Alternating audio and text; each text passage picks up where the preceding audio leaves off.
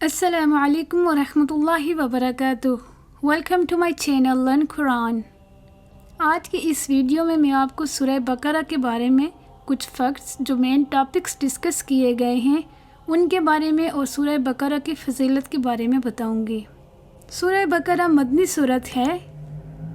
یہ ہجرت کے بعد نبی پاک صلی اللہ علیہ وآلہ وسلم پر مدینہ منورہ میں نازل ہوئی۔ بقرہ کا مطلب ہے گائے، کیونکہ اس سورت میں ایک گائے کا قصہ ہے جو حضرت موسیٰ علیہ السلام کے دور میں پیش آیا، اسی نسبت سے اسے سورۃ البقرہ کہتے ہیں۔ اس کی 286 آیات ہیں، 40 رکوع ہیں، 6201 ورڈز اور تقریباً 25500 لیٹرز ہیں۔ اس سورت میں آیت الکرسی بھی شامل ہے جسے تمام آیتوں کی سردار کہا گیا ہے۔ اور ایک اور بات میں آپ کو بتاتی چلوں کہ نبی پاک صلی اللہ علیہ وآلہ وسلم پر جو آخری وحی نازل ہوئی تھی اس کی ایک آیت بھی اس سورت میں شامل ہے، آیت نمبر 281۔ اس سورت میں جو آیت نمبر 282 ہے وہ قرآن مجید کی سب سے لمبی آیت ہے، اور جو اس کی آخری دو آیات ہیں 285 اور 286، جب نبی پاک صلی اللہ علیہ وآلہ وسلم معراج پر تشریف لے کر گئے تھے تب اللہ تعالیٰ نے انہیں تحفے میں دی تھیں۔ اب آتے ہیں ہم جو اس پہ جو مین ٹاپکس ڈسکس کیے گئے ہیں۔ اس صورت میں جو پہلا مین ٹاپک جو ڈسکس کیا گیا ہے اس میں اللہ تعالیٰ نے انسان کی کلاسیفیکیشن کی ہے۔ اس کا مطلب یہ ہے کہ اللہ رب العزت نے انسان کو 3 مختلف کیٹیگریز میں ڈیوائیڈ کیا ہے۔ جو پہلی کیٹیگری ہے اس میں وہ لوگ آتے ہیں جو ایمان لانے والے ہیں، یعنی کہ مومنین۔ جو دوسری کیٹیگری ہے اس میں وہ لوگ ہیں جو ایمان نہیں لاتے، جو یعنی کہ مشرک یا کفار۔ اور تیسری کیٹیگری میں آتے ہیں منافقین، جن کے بارے میں اللہ تعالیٰ نے سورہ بقرہ کی آیت نمبر 8 میں یہ ارشاد فرمایا، اور بعض لوگ ایسے ہیں جو کہتے ہیں کہ ہم خدا پر اور روز آخرت پر ایمان رکھتے ہیں، حالانکہ وہ ایمان نہیں رکھتے۔ جو اگلا ٹاپک اس صورت میں ڈسکس کیا گیا ہے اس میں اللہ تعالیٰ نے انسان کو اس کا مقام بتایا ہے، واٹ از یور اسٹیٹس۔ اللہ تعالیٰ نے انسان کو علم کی بنیاد پر فرشتوں، جنات اور باقی مخلوقات پر فوقیت دے کر اپنا خلیفہ بنا کر زمین پر بھیجا۔ اللہ تعالیٰ نے حضرت آدم علیہ السلام کا واقعہ پیش کیا، فرشتوں کا تجسس، ابلیس کی نافرمانی اور فرشتوں کا حضرت آدم علیہ السلام کو سجدہ کرنا، اور اسی کے ساتھ ہی اچھائی اور برائی کے مابین ایک ابدی جنگ شروع ہو گئی۔ جو نیکسٹ سیکشن ہے اس میں بنی اسرائیل کے بارے میں بتایا گیا، تقریباً 1/3 جو حصہ ہے اس سورت کا وہ بنی اسرائیل کے بارے میں ہے۔ اس میں اللہ تعالیٰ نے بتایا کہ کیسے وہ اللہ تعالیٰ کی ایک فیوریٹ قوم تھی، اس کو اللہ تعالیٰ نے اس وقت باقی سب قوموں پر فضیلت دی تھی، اس پہ طرح طرح کے انعامات، طرح طرح کے احسانات کیے، انہیں من و سلوہ عطا کیا، ان کو فرعون سے نجات دلائی، ان کو ایک ماڈل نیشن بنایا، ان کو بادشاہت دی، ان میں سے انبیاء اکرام علیہ السلام آئے، لیکن انہوں نے اللہ تعالیٰ کے احکامات کی نافرمانی کی۔ جو چیز وہ دیکھتے کہ ہمارے فائدے کی ہے اس پہ عمل کرتے، اور جس چیز سے روکا جاتا وہ اس سے نہ رکتے۔ پھر اللہ تعالیٰ نے ان کو کیسے نشان عبرت بنا دیا، کیسے ان کو پستی اور ذلت میں ڈال دیا۔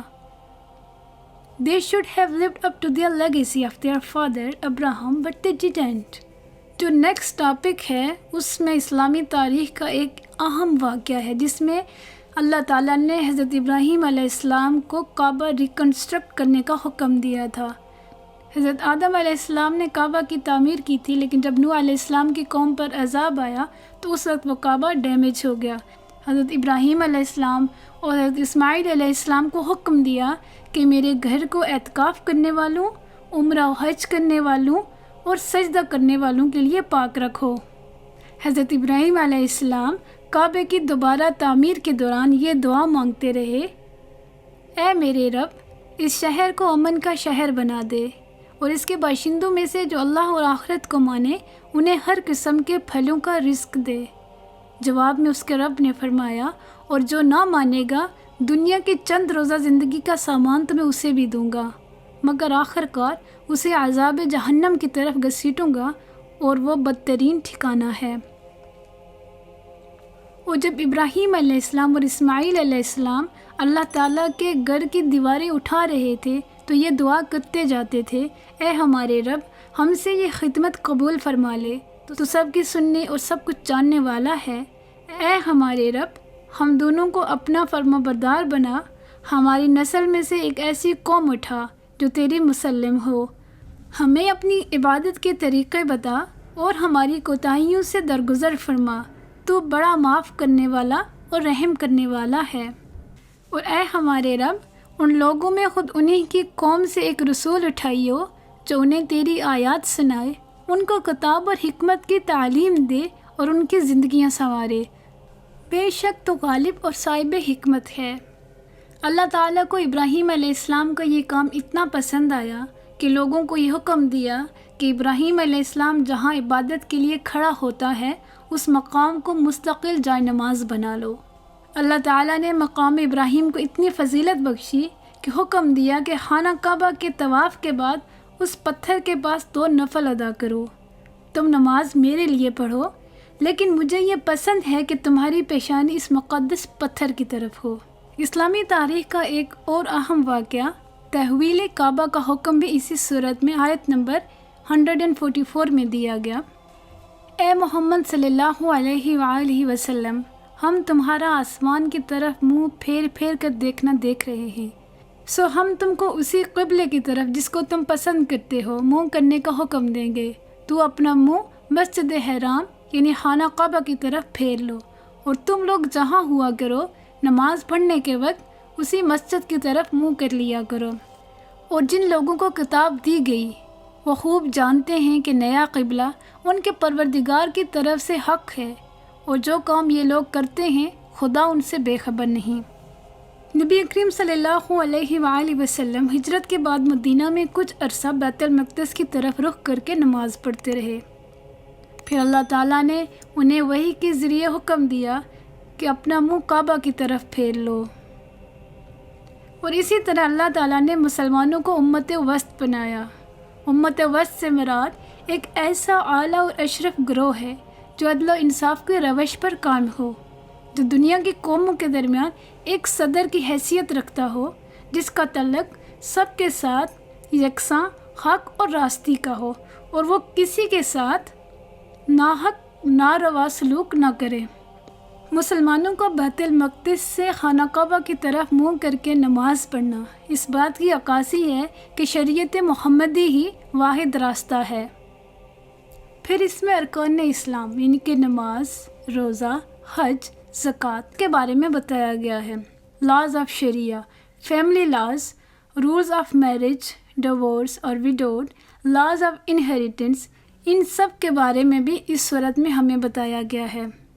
حلال اور حرام کے بارے میں بتایا گیا کہ کیا چیزیں کھاؤ اور کیا نہ کھاؤ۔ شراب اور جوئے کے متعلق جو پہلا حکم دیا گیا وہ بھی اسی صورت میں ہے۔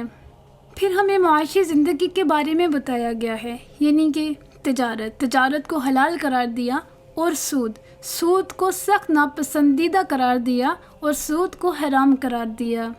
اس صورت میں یہ بھی بتایا گیا کہ جب کوئی بھی لین دین کر دو تو معاملات کیسے طے کرو۔ اگر ہم اخلاق میں دیکھیں تو اس صورت میں ہمیں یہ بتایا گیا ہے کہ یتیموں کے ساتھ کیسا سلوک کیا جائے۔ یتیموں کے ساتھ اچھا سلوک کرو، اچھی بات کرو، زمین میں فساد نہ پھیلاؤ، اپنے والدین کے ساتھ نیک سلوک کرو۔ ایک اور چیز میں آپ کو بتاتی چلوں کہ اس صورت میں تمام صورتوں کی سردار آیت الکرسی بھی شامل ہے، آیت نمبر 255، جس میں اللہ تعالیٰ نے اپنے آپ کو ڈسکرائب کیا ہے، جس میں اللہ تعالیٰ کی ایسی مکمل معرفت بخشی گئی جس کے نظیر کہیں نہیں ملتی۔ اگر ہم اس صورت کا کنکلوژن کریں تو جو آخری 3 آیات ہیں ان سے بہتر کوئی کنکلوژن نہیں ہو سکتا، جن میں اللہ تعالیٰ فرماتا ہے جو کچھ آسمانوں میں اور جو کچھ زمین میں ہے سب خدا کا ہی ہے، تم اپنے دلوں کی بات کو ظاہر کرو گے یا چھپاؤ گے، خدا تم سے اس کا حساب ضرور لے گا، پھر وہ جسے چاہے مغفرت کرے اور جسے چاہے عذاب دے، اور اللہ تعالیٰ ہر چیز پر قادر ہے۔ ہم یہ کہہ سکتے ہیں کہ سورہ بقرہ میں انسانی زندگی کے 5 شعبے بیان کیے گئے ہیں۔ نمبر 1 عقائد، نمبر 2 عبادات، نمبر 3 معاملات، نمبر 4 معاشرت اور نمبر 5 اخلاق۔ سورہ بقرہ کی فضیلت۔ چند احادیث کی روشنی میں آپ کے سامنے سورہ بقرہ کی فضیلت بیان کرنا چاہوں گی۔ ایک حدیث میں اس سورت کو پورے قرآن کی سردار کہا گیا ہے۔ پورے قرآن کا خلاصہ اس سورت میں آ گیا ہے۔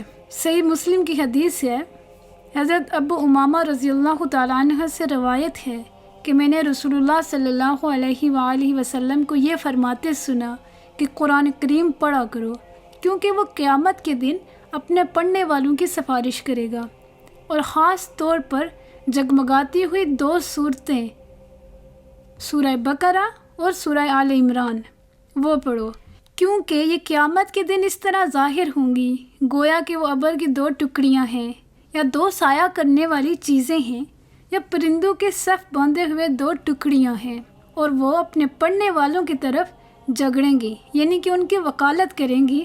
اور سورہ بقرہ پڑھو، کیونکہ اس کے ہمیشہ پڑھنے، اس کے مفہوم و معنی کو سمجھنے اور اس کے احکام پر عمل کرنا برکت ہے، اور اس کو ترک کرنا باعث حسرت ہے۔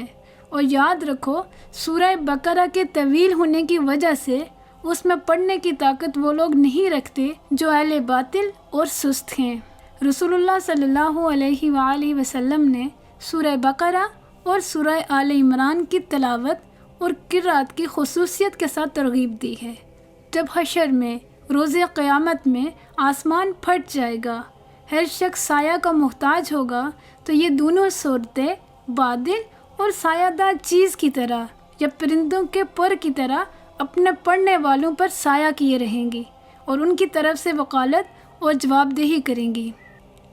صحیح مسلم کی ایک اور حدیث ہے جس میں نبی پاک صلی اللہ علیہ وآلہ وسلم نے فرمایا، جس گھر میں سورہ بقرہ پڑھی جائے شیطان اس گھر سے بھاگنے پر مجبور ہو جاتا ہے۔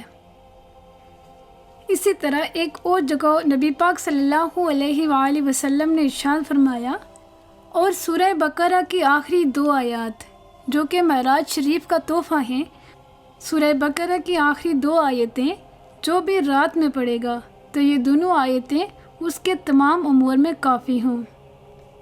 ویسے تو یہ سورت قرآن مجید کی سب سے لمبی سورت ہے۔